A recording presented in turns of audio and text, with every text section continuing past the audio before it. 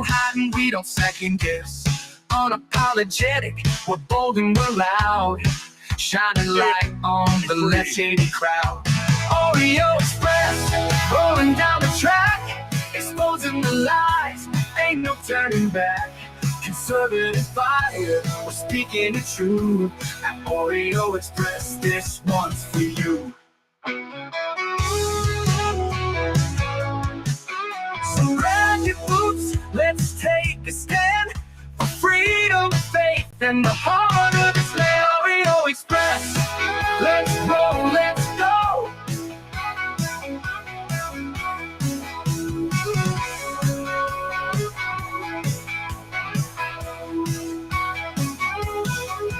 So grab your boots, let's take a stand for freedom, faith, and the heart of this land. Oreo Express, let's roll. I hear every day about the products you all wish MyPillow carried. Well, guess what? We probably do. I hear every day about the products you all wish MyPillow carried. Well, guess what? We probably do. Slippers, bathrobes, pet beds, blankets, mattresses, sleepwear, loungewear, duvets, comforters, pot holders, aprons, oven mitts, and so much more. And they're all on sale. For example, get our best-selling standard MyPillows for only $14.98. Body pillows, $29.98. 6-piece bath towels or kitchen towel sets, just $29.98. Multi-use MyPillow 2.0s with pillowcase, $9.98. Save $40 on our Spring Percale and Giza Dream bedsheet sets. Any size, any color, and so much more. So go to MyPillow.com or call the number on your screen. Use your promo code to save up to 80% on all MyPillow products. And I've never done this before. When you spend $100 or more, you're going to get 2 standard MyPillows absolutely free. Absolutely free, folks. Absolutely free. Welcome back. Josh here, Oreo Express. Happy Friday to y'all. Happy Friday. Hope you're having a wonderful beginning to the weekend. Thank you for tuning in. If I can ask a favor, hit that thumbs up. Hit that like button, guys. We appreciate you all for being in here. We're going to talk about quite a bit of stuff that's happened over the last couple hours since the last show. We got some Clown World stuff as always. We got President Trump on some executive orders. We got some FBI operations that have been going on. I just so thankful that the FBI is actually going after problems in this country that affects our streets and everything. We're going to get through all that. Let me jump over here in the comments and see who's in the house. Old Uncle Bill is here. Thank you for joining us, Old Uncle Bill. Susan's here. Pixie says round 2.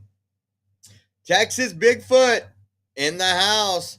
Darla Miller says, pray all is well with the Oreo Army. Thank you, Darla. Thank you for joining us. Trina's in the house. We got Robert Benji. How are you doing, Robert Benji? Micro Taz is in the house. And then we got KLM 79. We got all kind of folks jumping in right now. Let me go down to the bottom. Thank you guys for tuning in. K Texas is in the house. Check it out. Check it out. B Mikey. Thank you guys all. Nola up in here. We're gonna have a party in here today, guys. It must be the Friday afternoon party. I've been rushed right now, so I gotta catch my breath. Had a lot going on. Been working with some folks on our nonprofit. Had a meeting for that, and then I had an issue with and you guys aren't complaining about sound, so that's good, because for some reason I got an audio error, and I'm like, audio looks good to me. Maybe the mic get a little closer. That would help out. But we're going to talk about some stuff going on, stuff you probably won't hear about other places. And again, it is Memorial Day weekend. So again, thank you to everybody who is helping us out. We are still raising money so we can get a hotel room for the days that we are going to be in D.C. We are meeting Matt down there, First Amendment Media. We're going to be down there for the awesome military parade to celebrate our military. And you know what? I've seen a lot of posts today, and people just pretty triggered about that. So hopefully, if they decide to protest the day before or the day after, we're going to be bringing that to you live, as well as going to the parade, showing you everything that's going on. And once again, want to say thank you to anybody that has donated. If you do want to help, we could really use it right now. Obviously, we're working on just the hotel right now, but we're going to have food, we're going to have gas, and we're going to have rental car that we need to do. And so I appreciate all your guys' support. If you do want to help us out, it's Venmo at Oreo Josh, Cash App, $ Oreo Army, givesendgo.com/Oreo 2024. And we have a Zelle link provided on our website, and that is theoreoexpress.com. And then just scroll down the homepage and you will see our donate now button. So thank you. Texas Bigfoot asked if First Amendment media Matt will be in his penny loafers. I mean, I'm hoping. It usually gets a lot worse than penny loafers when Matt's around. I think you guys know that. Even hard to keep this stream PG-13 when Matt's around. Jan Garner does a $10 Rumble rant with a DC challenge. Thank you for the challenge. If you guys want to, you guys can do that challenge on Rumble or anywhere else. Appreciate you, Jan Garner, for helping us out. Now I'm going to jump into this article here. We got a couple things about the FBI and the DOJ today, but Andy No posted this, and check this out. It says the city of Portland at Portland Gov is so incompetent that it allowed a person posing as a city contractor to steal over $6.7 million. That's $6.7 million of public money. Federal authorities in the Trump administration investigated and were able to seize the stolen funds last night. And this is from the United States Department of Justice, the District of Oregon. And this is pretty much what it says. It says civil forfeiture is a powerful and important tool in cases like this, and it allows the government to move quickly to seize the stolen funds, seek legal ownership of them, and then promptly return them to the victim.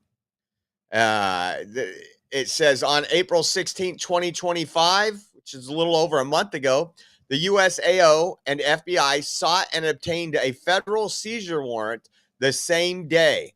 The FBI executed the warrant and seized $6.7 million of fraudulently obtained funds.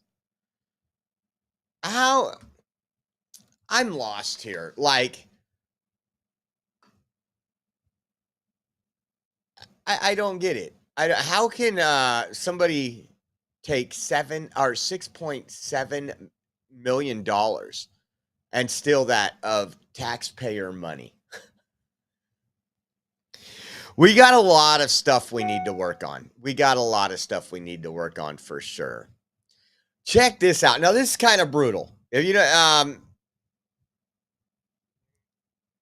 a Queens man has been arrested for attacking a 9-year-old girl and biting off an NYPD officer's finger. It says Feliz Enrique assaulted a 9-year-old girl who was standing on the sidewalk when an off-duty police officer intervened. Enrique reportedly attacked him and bit off part of his finger. This is disgusting, folks. And if you don't want to see it, close your eyes for a few minutes. Take a look. The violence, though, didn't end there. Caught on camera, police say Enrique Feliz Jr. walked up to a 9-year-old girl, and look at that. He punched her square in the face.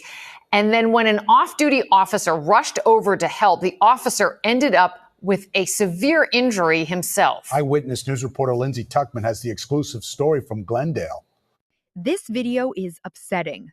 The day before Mother's Day, a 9-year-old girl standing with her mom on the corner of Central Avenue and 67th Place in Glendale, Queens. A man approaches her, asks her name, and then hits her in the face, knocking the young child onto the ground. According to the Queens DA, the attack left the girl bleeding from her lip and arm and even made some of her teeth loose. The violence, though, didn't end there. And a sergeant who was off duty at the time Did what good Samaritans do, but also did what good police officers do. Is he followed the person, he approached him. The suspect, 31-year-old Feliz Enrique, then proceeded to bite Officer Sebastian Hajder on the knee, the hand, and then the tip of his finger, Oh my bitten gosh. clean off, and doctors were unable to reattach it. The suspect was arrested and charged with multiple counts of assault, harassment, and endangering the welfare of a child. Enrique was on parole after spending 7 years in prison for attempted murder. 7 years in prison for attempted murder, guys. The 9-year-old girl is back home and doing okay, but officials say her family is understandably distraught. And community members we spoke to also say they are disturbed. For a grown man to strike a little girl like that's a little outrageous. That's a little outrageous. And the bite off a cop finger. The DA says after the attack, Feliz Enrique told officials, quote, "This isn't the first time it's happened. I beat up her father. Yeah, I punched her." He remains in custody and is being evaluated to see if he is mentally fit for trial as the investigation continues into why these deeply distressing acts of violence happened in the first place. Man, I told you guys yesterday, the night before, I was laying in bed. Rachel's getting ready to go to bed, and I'm waking her up, and I'm showing her these videos. I didn't bring this up, but I told you guys about an incident where a woman got in a car wreck. A guy stopped to help her. Instead of helping her and getting her to the hospital, he raped her. That was in Florida. What the hell is going on? This justice reform isn't working out. Attempted murder, 7 years, he gets out. And that poor child, I'm serious. That child is going to have some issues for quite a while.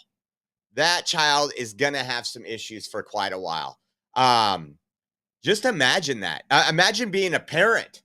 I'll be honest, if a parent went to that court case and just handled business, and I was on the jury for the parent, I'd be like, not guilty. Well, he did this in the courtroom. Not guilty. Because we know our own justice system isn't doing what needs to happen. Oh my gosh, there's some of the stuff that just goes on in this country. Watch this. We've been covering a lot of board meetings, a lot of this craziness with these schools going against Trump's executive order, going against America's wishes, if you will, and continuing to put males in female locker rooms, males in female sports. Listen to this coach right here. Sounds like he's at his wit's end. That's a problem that I see. And that is, we were looking at smoke detectors or vape detectors. Now, I talked to some people in the back, and they did say that they were currently being installed, but they weren't in use this whole year at this point, which would have saved some problems, because I come to you as a coach now saying that some of my cross country and track athletes wouldn't use the restroom because of safety concerns. And that's a problem when they come out to the track and they'd rather use the porta potties than be confronted in the bathrooms. That's a problem that I see that we haven't solved yet. And if vape detectors and things like that would have helped, I would gently say we should do better and make sure that those are in place. The number of students in the hallway, as an observation, still are problematic.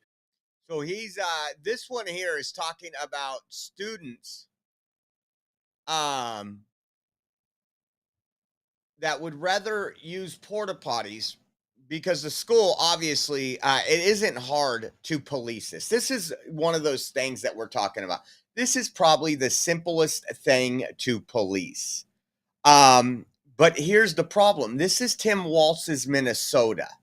So you can't punish the child for breaking the rules. We have restorative justice in Minnesota.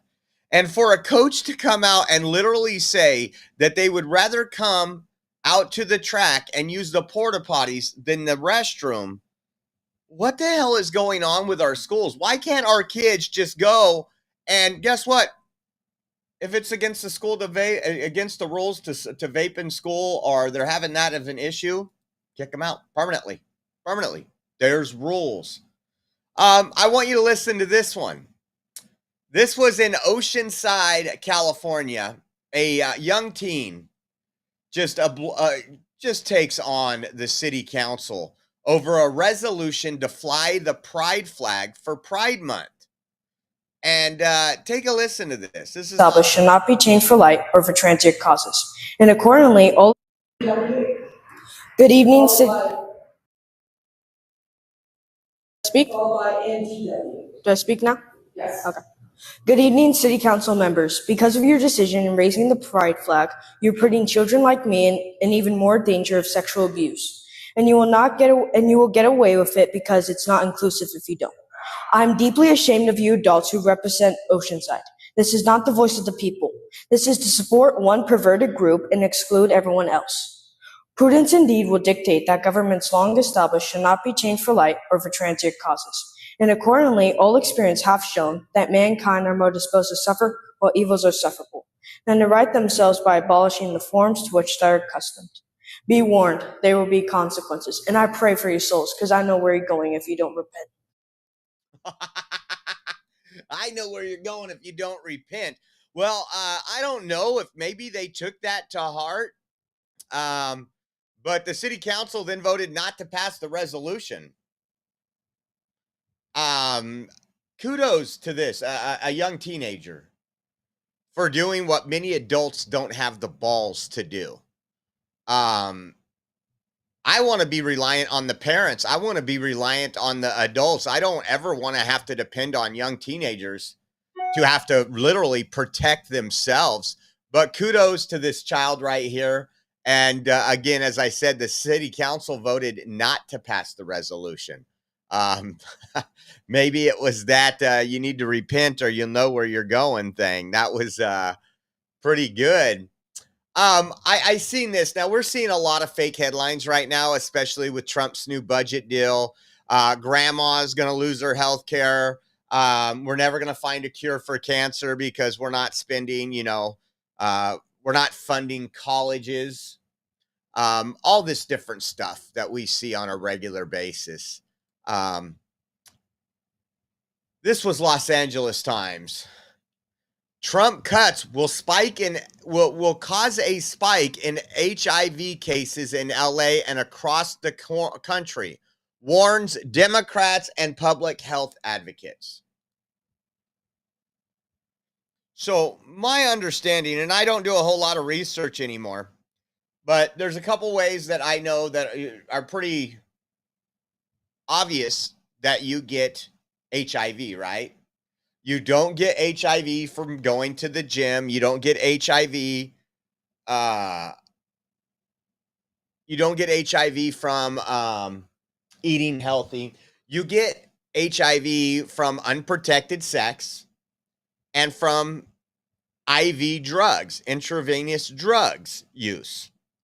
That is probably the two most common causes. So explain to me now how Trump's cuts will cause a spike in HIV cases in LA and across the country. This is what I'm talking about. Like, it's all pandering. It's all fear porn. It's, oh my gosh, the world's coming to an end. And we experienced this in this first administration. And I'm just curious, like, I'm going to pull this up. I'm going to pull this up and listen to what they'll say here. A growing coalition of HIV never mind. I'm going to block LA Times so I don't have to deal with that anymore. But again, they are taking things so far out of context. They're looking at all these things and they're acting as if by us cutting waste, abuse, and fraud, that's going to give more people HIV. Can't make this stuff up. Matt Smet with a Rumble rant says, brother, did you get your tickets? I got the confirmation today. Let me check. I don't think so. I looked a little while ago. Let's see. I didn't look that good. I get so many damn emails.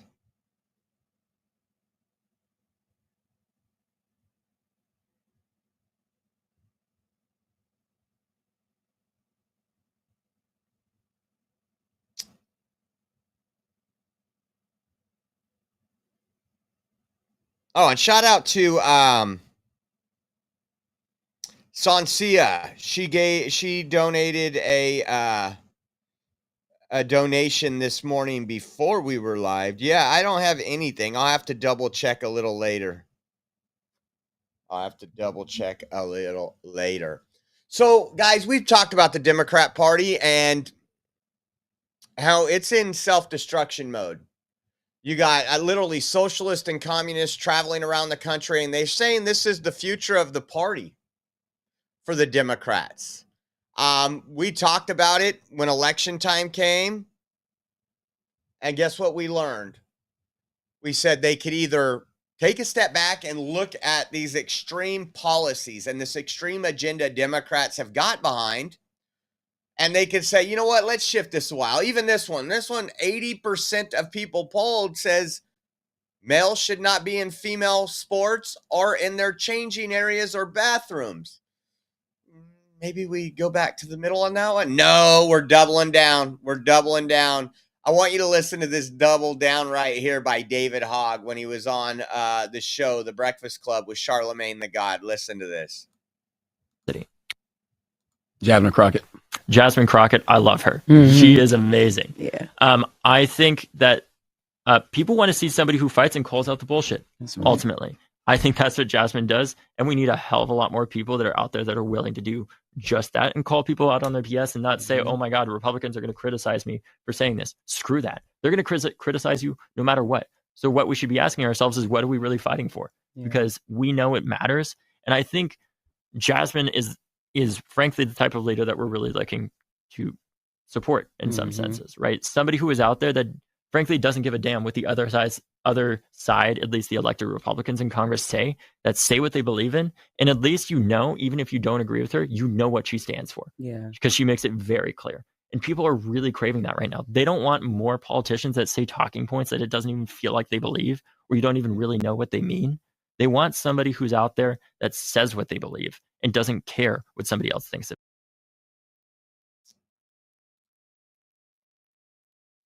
Man, so what he's pretty much saying is Trump has taken the nation by storm from the last 9 years by not being politically correct.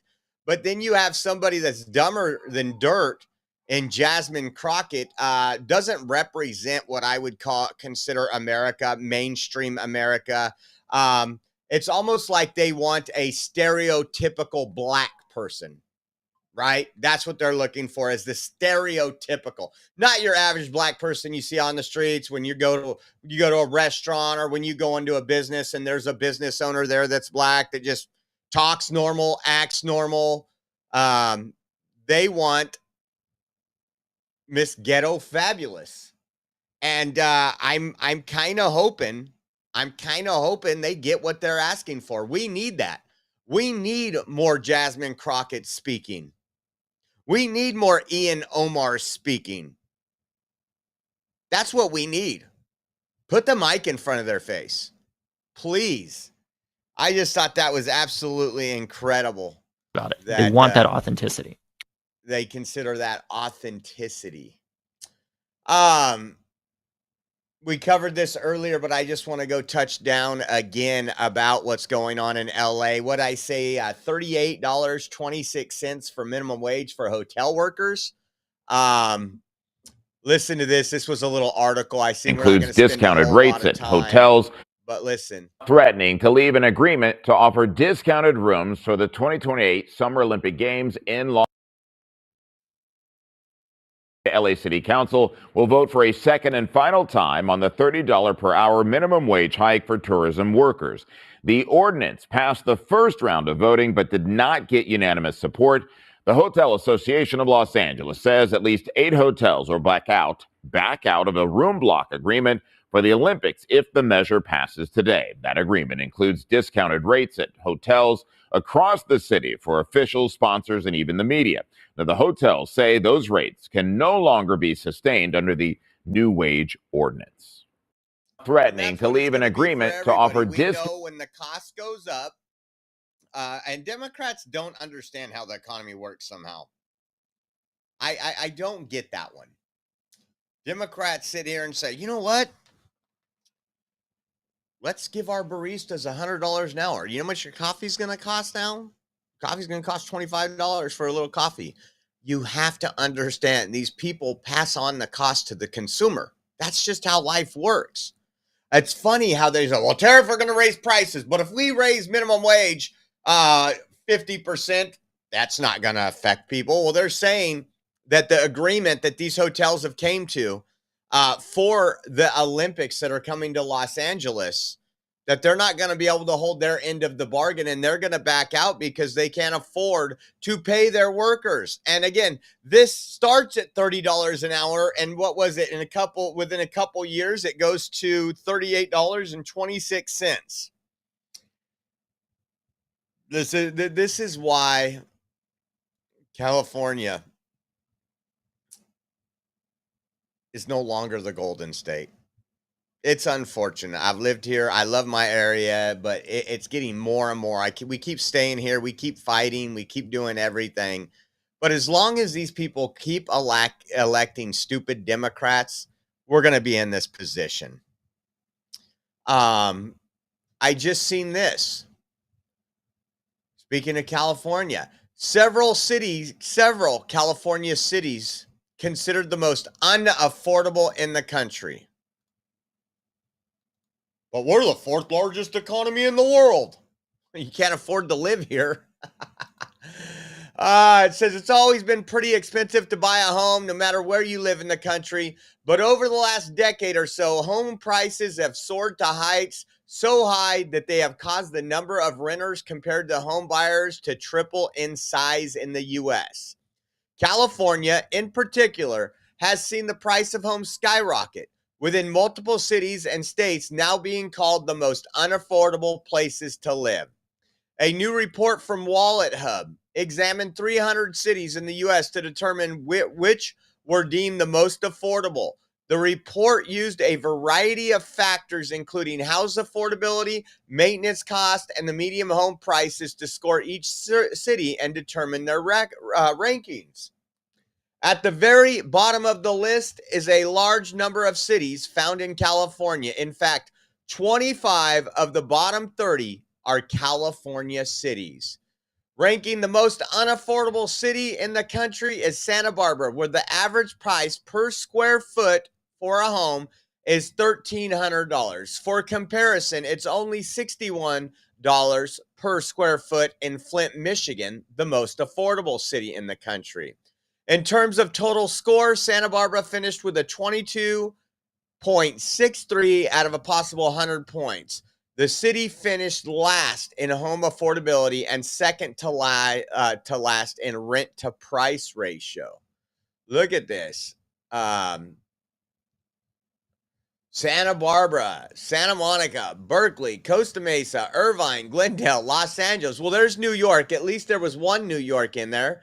Pasadena, San Francisco, Westminster, Sunnyvale, El Monte, Huntington Beach, California, San Mateo, Santa Clara, San Jose. I mean, it's all California on this list.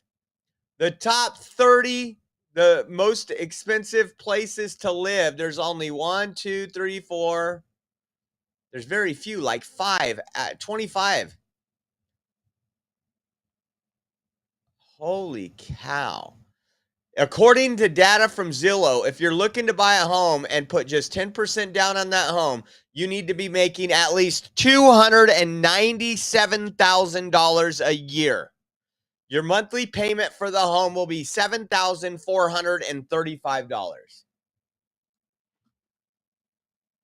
Holy moly. That is incredible. And old Uncle Bill gifted a subscription. Thank you, old Uncle Bill. Appreciate you. Appreciate you guys supporting the chat and all the members out there. What's this? We got another one, too, from old Uncle Bill. And Matt says, Josh, that'll make the migrant crisis work there because their business will hire them for cheap. Yeah, you know what? We're going to talk a little bit about that. Here in California and other places, they're doing a lot of raids. Check this out.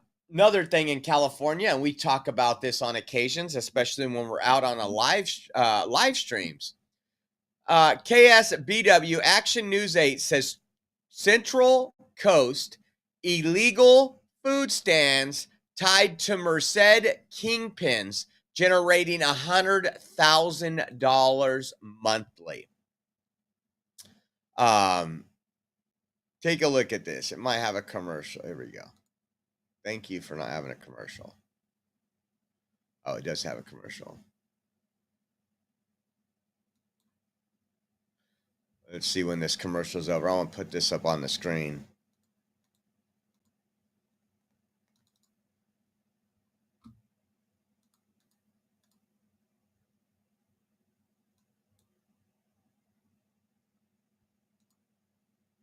Monterey County is cracking down on unpermitted food vendors like pop-up taco stands. The goal is to ensure public health and safety while also addressing why people turn to unpermitted vendors in the first place. When you start off, a lot of people start off without getting it until they get caught. Then, of course, they follow through. It's not easy to run a business, because you're a catering truck, small business, farming community. It's just making sure that you have the proper. I love that hat. How about you guys? Your licensing for the county. On top of that, making sure you have your food vendor license, your business license. On top of that, your health certificate. Since July, the county has received 66 complaints about vendors operating without permits, which can lead to issues like foodborne illnesses. Anyone that eats this food can get sick. It's not prepared properly. It's not handled properly. We don't even know where the food comes from. So we generally want to warn everyone away from eating the food and purchasing the food. Illegal food vendors can face severe consequences. A violation, citation, food can be confiscated, equipment confiscated, vehicles impounded. Officials are working to educate vendors on food safety and help them get permits. If you want to be a vendor in Monterey County, come into our office and we will help you get a permit.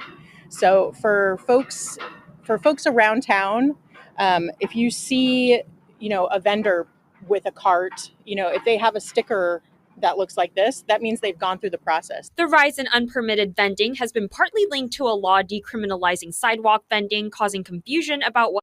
Decriminalizing sidewalk vending. Again, we don't hold anybody accountable. What's allowed. Inspectors have even faced harassment while enforcing rules, so the county plans to work more with law enforcement and possibly strengthen penalties. We're trying to get them to leave and, go home, not come here. Health officials say that enforcement efforts are currently limited to Soledad and Greenfield. Reporting in Salinas, I'm Joyce Kim. So we covered a story end of last week. Was it in Hollywood or Los Angeles area? A restaurant was shutting down.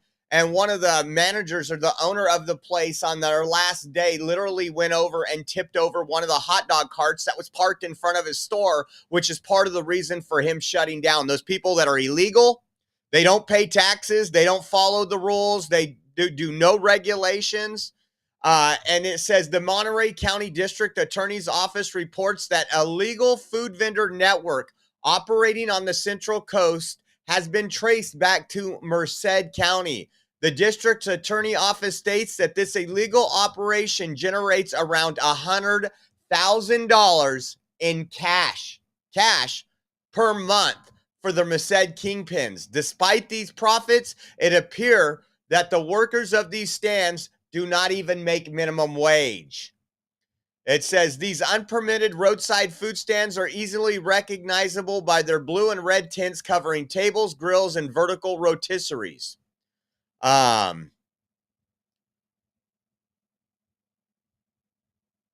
Since September 2024, Merced authorities have uncovered large-scale unsanitary food preparation sites in warehouses and garages.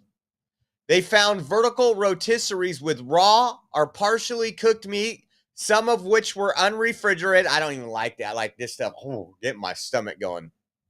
As well as other perishable foods left uncovered and unrefrigerated. The equipment sees matches that used at Monterey stands along with the unsafe food. That is crazy. That is crazy. We talk about that. A lot of these people are illegal aliens. They're getting like $5 an hour, maybe even less. And again, this is what happens when you have unvetted immigration and illegal immigration. Well, we got a little something a little different. Breaking: Chief Justice John Roberts issued a temporary administrative stay, halting lower court orders that require DOJ to comply with a FOIA request and related discovery. So if you guys remember, all these left-wing organizations that are suing Trump also were suing to get all the information of what DOJ was doing and what they were doing and how they were doing it. And the Trump administration fought this. These are those far left organizations that want you funding illegal aliens. And as of right now, Chief Justice John Roberts issued a temporary administrative stay. So that's a small win. We'll see how it goes in the long haul. And then Donald Trump had some tweets and some truths and some executive orders today. Donald Trump said, "I'm proud to announce that after much consideration and negotiation, U.S. Steel will remain in America and keep its headquarters in the great city of Pittsburgh. For many years, the name United States Steel was synonymous with greatness, and now it will be again. This will be a planned partnership between United States Steel and Nippon Steel, which will create at least 70,000 jobs and add $14 billion to the U.S. economy. The bulk of that investment will occur in the next 14 months. This is the largest investment in the history of the Commonwealth of Pennsylvania. My tariff policies will ensure that steel will once again be forever made in America. From Pennsylvania to Arkansas and from Minnesota to Indiana, American made is back. I will see you all at the U.S. Steel in Pittsburgh on Friday, May 30th, for a big rally." I wish we could get to that rally in Pittsburgh. So big rally in Pittsburgh, Pennsylvania, Friday, May 30th. So a week from today, guys. Hopefully we'll be able to restream some of that for you. And again, guys, if you're just tuning in, we are less than 3 weeks to head to Washington, D.C. for the military parade that's going on down there. And we are trying to do what we can to secure a hotel room, hopefully by tonight. It doesn't look like we're going to get there. Maybe tomorrow we'll get lucky. But if you guys want to help out and donate, you can donate at Venmo at Oreo Josh, Cash App $Oreo Army, or we have a Give Send Go. You can go to givesendgo.com/Oreo 2024. And as always, we also have, you do online banking and you want to do a Zelle transfer, we have our Zelle link on our website, theoreoexpress.com. Just scroll down our homepage. There's a donate now button, and I'll have all those links in there. So I want to say thank you for everybody that has donated. We appreciate you, and we're going to bring you some awesome coverage down there. Breaking: Trump signs a big nuclear executive order. And I want you to listen to this here. Check with this an out. expectation that we will have 3. Sir, this next executive order is intended to reform the Nuclear Regulatory Commission. You heard a few of the people here speak about the complex regulatory processes that have really held the nuclear industry back. Before 1978, there were 133 reactors built in the United States. Since 1978, only 2 new commercial reactors have come online. That's because of overregulation. And the goal of this executive order is bringing that regulatory process into line with the actual needs of the industry and public safety, with an end goal of quadrupling the amount of nuclear power production in the next 2.5 decades. It's fantastic. It's exciting, right?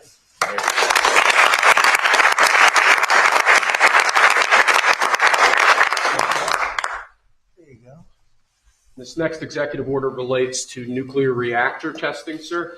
The degree of overregulation and governmental inaction in this space in particular has had the effect of throttling development of new, highly modernized nuclear reactors that could really revolutionize the field of nuclear power generation. So this executive order, it orders a revised regulatory process to speed this whole process while preserving, obviously, core safety concerns. It also creates a new pilot program with an expectation that we will have 3 new experimental reactors online by July 4th next year. It's amazing. That's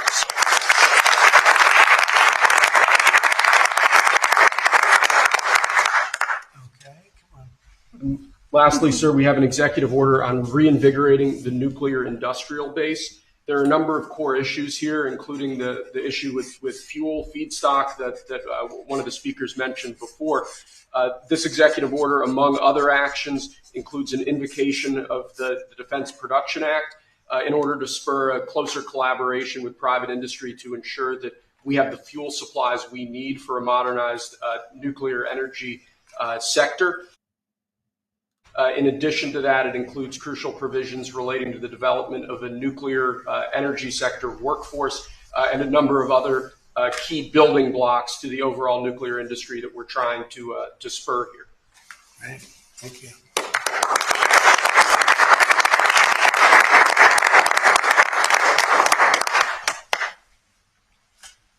We have one more for you here, sir. This doesn't directly relate to nuclear energy, but it's on a similar subject. This executive order is entitled Restoring Gold Standard Science. So we'll get into the gold standard science. But what you have there is pilot program for 3 new experimental reactors will be online by July 4th of next year.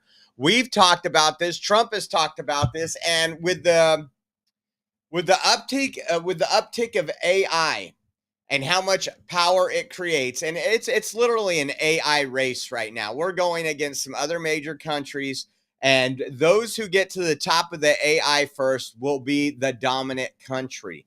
You know, Democrats want to put windmills everywhere and solar everywhere. And it's just not efficient. It's not affordable. And again, I don't know why there's been a war on nuclear. You drive down California, we have some old nuclear sites that are just sitting there bare. But I think this is going to be really big. I'm sure Democrats will fight it. I haven't seen nothing yet. I think they're still too busy on the fact that more people are going to get HIV in the Los Angeles area. Don't ask me why, but this is huge right here. This is really huge. Listen to this. Which are rapidly being fielded. Sure, I'll just add to that before going to Will. Energy security is national security. If we don't have reliable energy for our basing, for our troops, whether forward deployed or domestically, we're vulnerable. So by having small modular nuclear capabilities, which are rapidly being fielded, that we can use on our bases here and around the world, we're creating an environment where if things happen elsewhere, the military can be relied upon. Also, we're including artificial intelligence into everything we do. If we don't, we're not fast enough. We're not keeping up with adversaries. You need the energy to fuel it. Nuclear is a huge part of that, modular or otherwise. So we're going to have the lights on and AI operating when others do not, faster than everybody else because of nuclear capability. So this is a big game changer for us as well. Sure. Absolutely.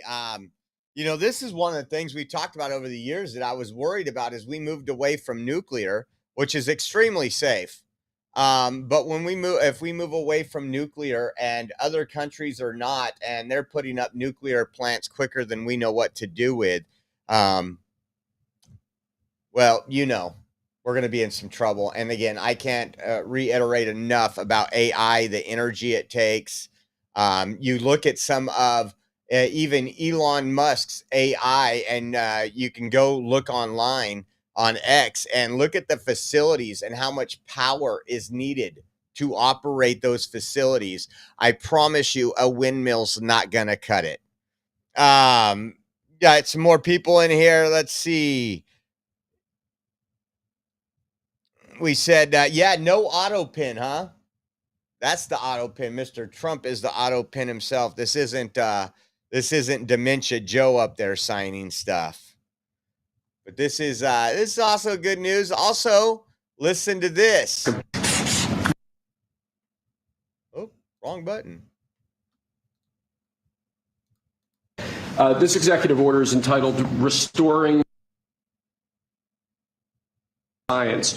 One of the issues that we've had in recent decades is that government policy has been made on the back of junk science, scientific studies and findings that have included conflicts of interest or scientific misconduct.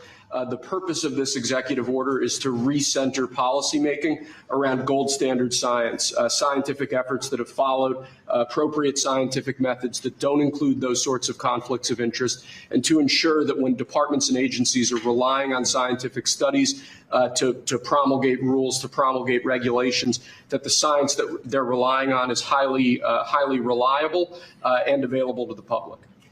He did a very good job, didn't he? He did. How many people here could have done that? I don't know. I think a lot. Thanks. Good job, Will. Thank you. So restoring the gold standard of science, where have we seen that? We've talked about needing that. Let's talk about COVID. We're going to get into some of that pretty soon. We know we were lied to about COVID. We were lied to about the origins. We were lied to about the, quote, trust the science. Wear a mask, social distance, all those things will help out. All lies. And there's still people that are pushing those things today. And, you know, if you're paying attention right now and you're listening to your mainstream, which I call legacy media, the lying legacy media, every time something's brought up that has to do with the Trump administration, it's, oh, he's tearing this apart. Oh, he laid off employees, so the veterans aren't getting this. I wanted to let you see a video that the Secretary of Veteran Affairs, Doug Collins, put out today. And again, you can fact check it. You won't see Democrats denying this claim, but listen to this.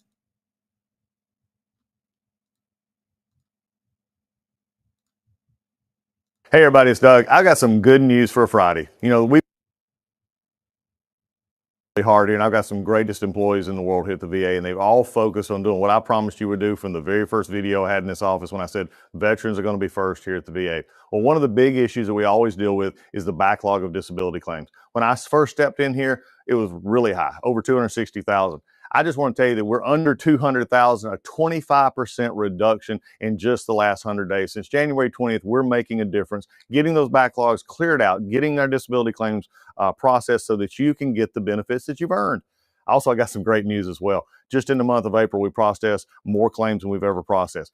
And since back to work, which we brought people back into our offices, in which many of our critics said, oh, that's going to cause chaos and disruption. You know what's happened? Our workers stepped up, and we're processing more claims the first day they were back than we'd ever had. And you know what? It's grown ever since. So when we do this, what does it mean to you? It means your disability claims are getting processed quicker. The backlog is clearing out. We're processing more right now than are coming in. You know, that's a great thing. Now, look, we got a long way to go, and this department's never going to stop, because the VA is about one thing. It's about you, the veteran. So this Memorial Day, look, know the VA is taking care of you, making sure we did it, but also take a moment as well to remember those who didn't come home. We have families and survivors who have empty places at the table for the freedoms that we have.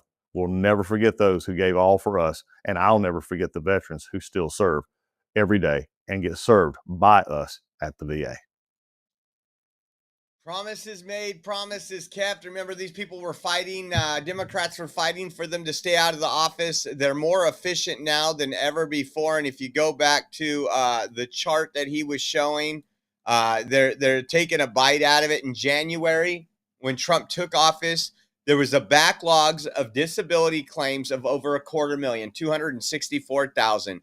In May of 2025, that's under 200,000 already. And they continue to do more claims than ever before. And again, that's putting our veterans first. Now, I want you to listen to this, because we talked about the science. We talked about the science, the gold standard of science. Listen to this right here. And we told you all along, this should be nothing surprising, but just listen. It's coming from a designation done here, or what was done under the Biden administration. Was it they were saying that everyone who opposed, say, mask mandates or the vaccination of children are domestic violent extremists? Or were they saying that those are opinions often held by domestic violent extremists? Yeah, well, that's a very good question. That when you look at the language of these documents that I've declassified, first, the strategic implementation plan of the Biden administration's designation of potential violent domestic extremists, it really talks about people who may likely turn out to be domestic violent extremists, or those who may likely turn to violence because of these specific quote unquote ideologies that they hold. And there's a consistent thread through here that these ideologies that they are designating as turning into potentially violent activities or being manifested in violent activities happen to be those of people who were using their First Amendment rights to oppose certain policies of the Biden administration. And while some of the examples that are focused on there have to do with those who opposed the COVID vaccine mandates, those who opposed the mask mandates, parents who were concerned that their children going to school may be forcibly vaccinated with the COVID vaccine without the consent or awareness of parents. The list goes on, but it's not exclusive to this. In some of these reports that we've declassified, it shows that people who were opposed to Biden's border policy, for example, could therefore have propensities to join a militia or could become these domestic violent extremists that we're talking about here. And again, it's important to look at this in the totality and the sequence of how this happened. These documents were issued in December of 2021. You remember very well, Will, the speech, the ominous speech that President Biden gave in 2022, where with this red background and Marines standing in the background, he issued an address to the nation warning the American people that Donald J. Trump and MAGA Republicans pose a direct threat to the fabric of our republic. And then you put that together with how the FBI and others within the Biden administration directed social media companies to censor Americans and undermine our First Amendment rights because, of course, the social media companies don't want to be in a position to support the spread of domestic violent extremism. So when you look at all of these things together, you understand at its core the thing that I committed to the American people to root out, which is the weaponization and politicization of the intelligence community and national security state against the American people. Director, it's a little bit like that. I want to know. I'm pretty sure I was on that list, guys. Domestic violent extremist. Because I was I didn't agree with the mandates of COVID-19. I protested them. I protested them outside of my governor's house at midnight, had a dance party from midnight to 2 a.m. When he put in a curfew, we had a protest because, again, there was no science when they were saying believe the science backing up a curfew. It was all tyranny. That's all it was tyranny. And here we are actually getting the answers now. And we've had some of the answers for a while. We knew that the FBI, the government, silenced our free speech by colluding with big tech companies, telling them who to take off, who to suspend, what post. I mean, so many people were getting suspended from Twitter by posting memes, comedy, because that's how tyrannical that the Democrat Party has become. But they want you to trust the science, not biology, not the fact that men, they're the ones that created the pregnant man emoji, by the way. Think about that for a second. Wow, what we've seen over the years, huh, guys? Jay Lynn says, Josh, Matt is talking about tuck washing. Oh, man. See, when you guys were asking about his penny loafers earlier, that's what I was worried about is him bringing his tuck underwear along. He used to love Target back in the days before Target woke up, man. He would always be in there looking at those tuck swimsuits. Oh my gosh. Check this out. FBI has arrested 270 people in an operation, a massive operation called J-Code. It says stopping the darknet's deadliest dealers. Take a look at this. And then put into this particular darknet vendor goes by the name of Joy Inc. This organization primarily sells methamphetamine, cocaine, and MDMA in large quantities that they package here in Los Angeles at various different locations and then put into the U.S. postal system for customers across the world.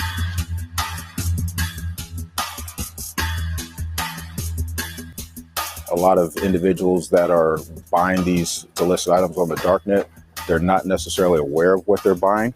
And with the amount of fentanyl that's in the supply chain these days, it's a minuscule amount of fentanyl that can ultimately end up killing someone. It's not an addiction that builds up over time.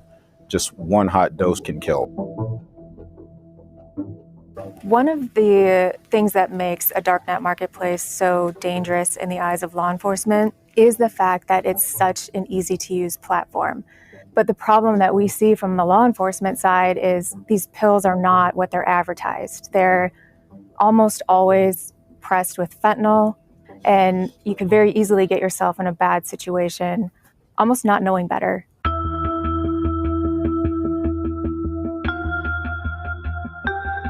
What J-Code brings to the table is, given the numerous federal, state, and local partnerships that we have, to include our international partnerships, we're strategically placed to combat this threat because it is borderless.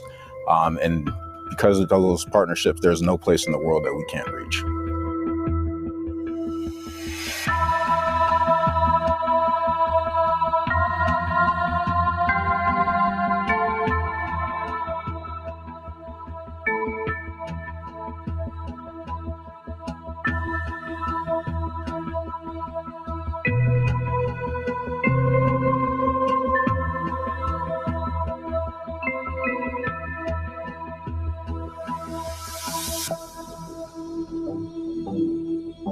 The unique nature of our threat is the scope and the range that the darknet vendors that we target can reach when it comes to the customer and the user base.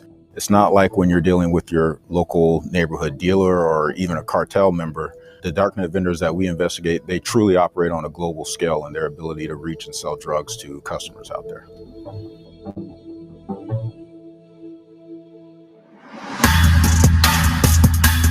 We're trying to keep people safe. The FBI mission statement is to protect the American people and uphold the Constitution. And that's ultimately what J-Code is about. We have become very adept at identifying the individuals behind these marketplaces, no matter what role they're in, whether they're an administrator, a vendor, a money launderer, or indeed a buyer.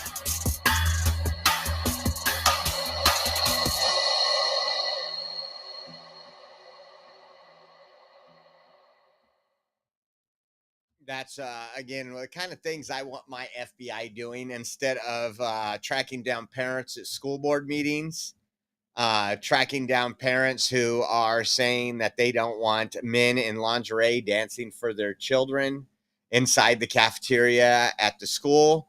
This is exactly what I want the FBI to do. And 270 arrests made. Also, there's been a big talk, and we might have covered it. I don't know if I don't remember if I covered it, but I think I did just do a brief layout of it. But that the FBI was also working on a lot of these vapes, these illegal e-cigarettes that come over that don't meet any testing criteria. I would say a good portion of the vapes in the United States are these Chinese knockoff vapes. And they said they were going to start cracking down on them. Well, the FDA and the CBP seized $34 million in illegal e-cigarettes in Chicago. So, there's a lot of products that come in from China, mainly China. It comes in from other places too. That it's illegal for them to ship those in. They don't go around. They don't go through our testing and everything else. And the FBI said they would be cracking down on it. It's actually a very big business. And we've covered over the last couple days, as well as we've seen ICE agents at courthouses. And we've covered that yesterday, where the Democrats just aren't happy. And ICE, CBS News says ICE is terminating certain migrant immigration cases in order to arrest and move to deport them, officials say. Now, if you're on the left, you're just extremely upset that these people don't get to sit here for 6 years while fighting our deportation efforts. But I think it's great, and I think it's great that they're pushing that stuff, and they're just come out and saying it. It's good. Now, again, we covered earlier the fake news, the hype. Look at this. It says this was a news article, U.S. News. Georgetown scholar recalls terror and mockery of due process in an immigration jail. Well, the Department of Homeland Security had to give them a taste of truth. And it says the media's Georgetown scholar received a special privilege to study in America.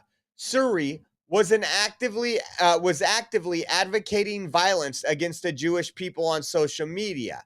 Suri has a close connection to a known suspected terrorist who is a senior advisor to Hamas. When you advocate for violence and terrorism, your privilege of studying in America should be revoked.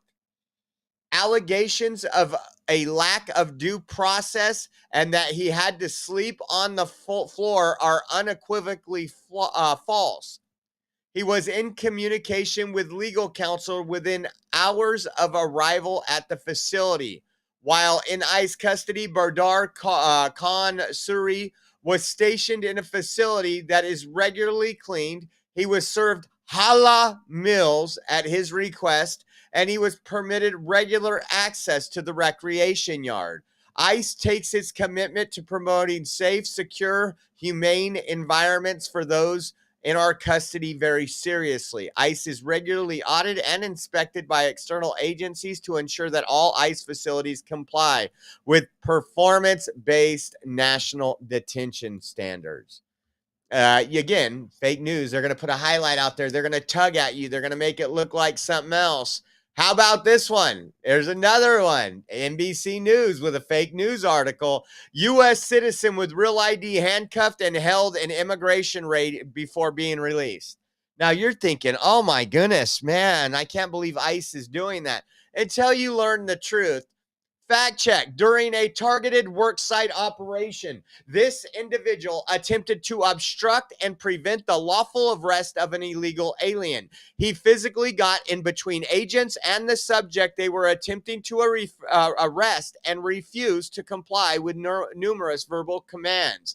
Anyone who actively obstructs law enforcement in the performance of their sworn duties, including U.S. citizens, will of course face consequences which include arrest. So again, we've seen this time and time again, too, out on the streets when activists go out there and try to block ICE and then play the victim.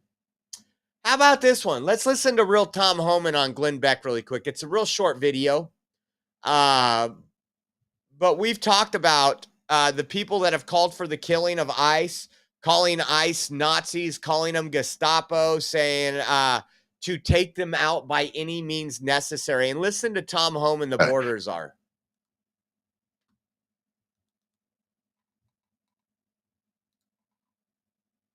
Because I'm seeing a pattern here, and they're talking about ratcheting it up, and the extreme left has been dangerous already. We saw what happened in Portland. What kind of threat do you think we're under now, or the ICE agents are under right now, from the left? Oh, it's a great threat. And you want to know why agents are wearing masks? Because they're being doxxed all over the place. Their pictures are being put on telephone poles in major cities. These officers are under great threat. They're identifying. They put their home number. They put the phone numbers, their home address. It's just ridiculous. And you know, me myself, I've been on threats for a long time. I got a security detail with me all the time. I got Virginia State Police posted at my home because of the threats. I mean, I can't believe we're at a point where those who enforce the law are the bad guys. Those who break the law, the criminal, illegal aliens, and national security threats, they're the victims. MS-13 is a victim. TDA is a victim. The Democrats have lost their mind.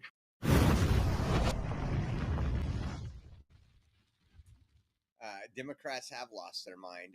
And the Bible talks about this. The good will become bad. You know, good will become evil. Evil will become good. I thought this was great. KUSI News says U.S. Immigrations and Custom Enforcement agents carried out a raid at the San Diego Federal Courthouse on Thursday, targeting immigrants who are attending hearings tied to their asylum claims. I'm going to pull this up and see if it has any pictures here. It says U.S. Immigrations and Customs Enforcement agents carried out a raid at the San Diego Federal Courthouse on Thursday, targeting immigrants who were attending hearings tied to their asylum claims. The arrest at Edward J. Schwartz building in downtown marked the latest action carried out by federal agent in what appears to be a coordinated operation focusing on courtrooms across the country, from New York to Illinois to Texas and Arizona. They come as President Donald Trump has pressed for the Department of Homeland Security to speed up the removal of non-citizens to make good on his promise to carry out mass deportations. It says advocates who witnessed the arrest on Thursday said some of the individuals arrested had their asylum case dismissed prior to being taken in by ICE agents. Others were there to begin the process with court dates set up using a now defunct CBP One app. Now it's the CBP Home app, and if you would like to get home and you are in the country illegally, download that app, and you could do a self-deportation, even earn up to $1,000 by doing so. It said ICE agents also purportedly attempted to detain several others in San Diego without checking to see if there was a warrant first, per advocates. The agents realized they had the wrong individuals after attorneys pushed back against their arrest.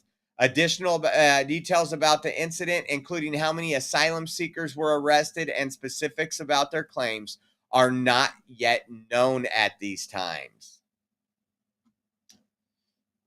What I voted for. Man, I can't highlight this next video enough. An illegal immigrant with criminal record was driving 100 miles per hour. He was drunk. He was high. He drove right into an American trooper, Christopher Gadd, killing him instantly in his police car. Seattle, Washington attorney says it's not a crime. Listen to this. Parked on the side of the road. In the dark, early morning hours of May 2nd, 2024, a series of unfortunate circumstances collided in one of the darkest stretches of I-5. And that coming together of these unfortunate circumstances led to a tragic accident. We had a blacked out SUV parked on the side of the road, giving no warning to any other driver on the road that night of its presence. We had a black SUV traveling above the posted speed limit, and we had a white van being driven by a sleep-deprived and inexperienced driver who forgot to turn on his headlights.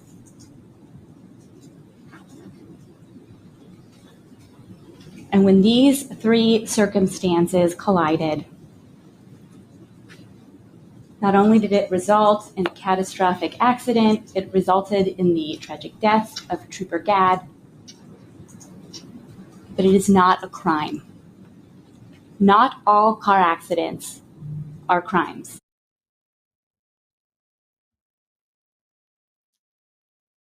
How does she sleep at night? That's what I want to know. Drunk, high, 100 miles an hour. It's not a crime, folks. It's not a crime. And check this out. As you guys know, I am proud to announce that we'll be hosting the magnificent parade to honor the United States Army's 250th birthday on Saturday, June 14th in Washington, D.C. For 2.5 centuries, our brave soldiers have fought, bled, and died to keep us free. And now we will honor them with a wonderful parade, one that is worthy of their service and sacrifice. Americans across the nation are invited to attend. That is where we will be in less than 3 weeks. In DC, guys, and we are still trying to raise money to secure the hotel, hopefully by tomorrow afternoon. As Trump is doing this, prices are going up because more and more hotels are getting booked up. So we will be down there. I'll be going down there with Matt, meeting Matt down there. We'll be covering other things in DC, but we'll definitely be covering this magnificent parade to honor the United States Army's 250th birthday. So if you guys want to help us out, we are 100% viewer funded. Again, like I said, it'd be nice to get the hotel today, but we'll probably work on it some more tomorrow. If you guys can help and you are willing to help us out with getting that hotel, you can donate to us at Venmo at Oreo Josh, Cash App, $Oreo Army, and givesendgo.com/Oreo 2024. We also have a Zelle link provided on our website. You can go to theoreoexpress.com. Scroll down our homepage. It'll say donate now. Again, this is on the 14th. We will be landing the 12th in the afternoon. Probably give you some type of coverage on the 12th. 13th, be covering all this stuff going on in DC. The 14th, the parade. The 15th, covering some more stuff. And the 16th, coming home. We've already been able to secure our plane flight, so that is a go. It's just right now we're trying to do hotel, and then we'll focus on rental car and food here in the upcoming week. And again, I want to say thank you so much for everybody who has donated and helped us out. It means the world to me to be able to, you guys put the trust in us to be out there and bringing you the coverage, which we've done for a long time, especially in Washington, D.C. So let's see what else was there. Let's see if there's the website I'm seeing. This is the website, a milestone in the making, our journey for 250. America's 250th anniversary is more than about reflecting on our past. It's about honoring the contributions of individuals who built this country, the innovations that put this country on the map, and the man on the moon. It's going to be pretty awesome. Trump's going to be down there, and DC, here you come. Watch out for bed bugs. Thank you. Jay keeps asking with the Rumble rant. Thank you, Jay. Yeah, it could be a good time. Could be a good time down there. Could be interesting. There could be some major protest. Again, the left hates the military. They spit on the veterans that are coming back. They've done it for years. So we will be down there for a while covering all this and everything. Bandit One says, tuck this away and buy Matt a cigar. Be careful with that word tuck, Bandit One. Matt's so excited. He's looking for a tuck bathing suit right now. I don't know what that is. Maybe some of you do. So hopefully it stays PG-13 while we're down there. But thank you, Bandit One, for your Rumble rant. And once again, if you guys would like to help out, we have all our links on our website, theoreoexpress.com. As soon as we get the funds, we will it'll be reserved, and that'll just be one thing behind us, and we can move forward. Dottie Gooden said, here we come, DC. Thank you so much, Dottie. I appreciate your support as well. There is not an In-N-Out Burger, Robert Benji, in DC. If there was an In-N-Out Burger in DC, Matt would have already drove there. Speaking of In-N-Out, I can't wait for Tuesday. We get In-N-Out on the way to church. It was me and Roberto's date night. Old Uncle Bill says Target has tuck bathing suits. I don't know. I think they got rid of them. I think they got rid of them when they got rid of the wokeness. So thanks again for tuning in. And again, appreciate your guys' support. Appreciate everything you guys do to help us out. We will do some live over the weekend. I'm going to look right now at some events going on. There's not a whole lot in the area, but we got a holiday weekend. I might do something on Monday other than the podcast being Memorial Day. I know there's some parades and events in the area. I was thinking wake up early tomorrow, grab Caden, throw him in the car, and go fishing for a few hours in the morning. We haven't done that in a while, and just get him out of the house and go have some fun. So we might do that. But tonight we will be, and I'll share a video. We will be at Farmers Market here in Old Town Clovis. So it'll be a good time, a good night, and he will probably dance the night away as usual. So once again, thank you to all the subscribers, everybody who donated subscriptions, everybody who is on a monthly subscription. You are the ones that make this all possible for us. So we will see you guys soon. Once again, thanks so much, and have a blessed weekend, but we will see you at some point. I'm thinking tomorrow. God bless. I hear every day about the products you all wish MyPillow carried. Well, guess what? We probably do. Slippers, bathrobes, pet beds, blankets, mattresses, sleepwear, loungewear, duvets, comforters, pot holders, aprons, oven mitts, and so much more. And they're all on sale. For example, get our best-selling standard MyPillows for only $14.98. Body pillows, $29.98. 6-piece bath towels or kitchen towel sets, just $29.98. Multi-use MyPillow 2.0s with pillowcase, $9.98. Save $40 on our Spring Percale and Giza Dream bedsheet sets. Any size, any color, and so much more. So go to MyPillow.com or call the number on your screen. Use your promo code to save up to 80% on all MyPillow products. And I've never done this before. When you spend $100 or more, you're going to get 2 standard MyPillows absolutely free.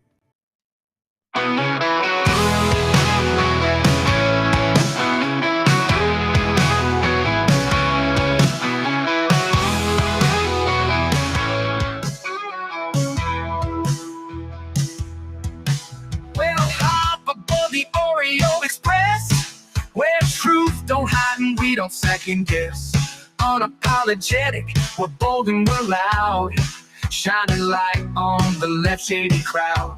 Oreo Express, rolling down the track, exposing the lies, ain't no turning back.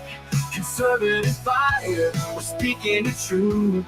At Oreo Express, this one's for you. So grab your boots, let's take a stand for freedom, faith, and the heart of this land. Oreo Express, let's roll, let's go.